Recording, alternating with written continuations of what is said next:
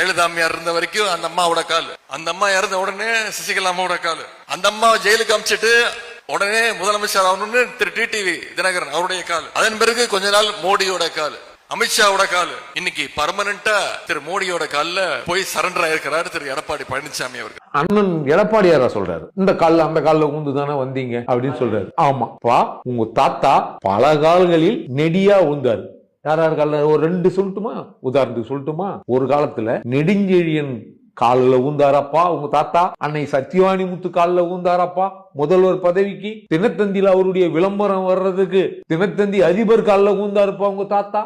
மோடியே இந்திரா காந்தி அன்னைக்கு நேருவின் மகளே வாருக நிலையான ஆட்சி தருகன்னு இந்திரா காந்தி காலில் கூட ஊந்தாருப்பா. அதை விட இன்னொன்னு, வாஜ்பாய் ரொம்ப நல்லவரு, அவர் இருக்கிற பாச்சி தான் தவறான பாச்சி, ரொம்ப நல்லவர்னு வாஜ்பாய் காலில் கூட ஊந்திருக்காருப்பா உங்க தாத்தா.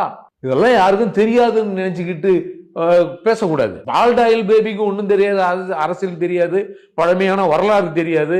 அதனால கொசுவை ஒழிக்கணும்னு இது வரைக்கும் ஒழிக்கல. கொசுவும் இதுவும் ஒன்றும் பேசக்கூடாது. அந்த அவரு நம்ம துணை முதல்வராக நீங்க இருக்கலாம், அதுக்குன்னு இப்படி பேசக்கூடாது இல்ல, இன்னொருத்தவங்களை அவமதிச்சு பேசக்கூடாது இல்ல. அது என்ன பழக்கம்?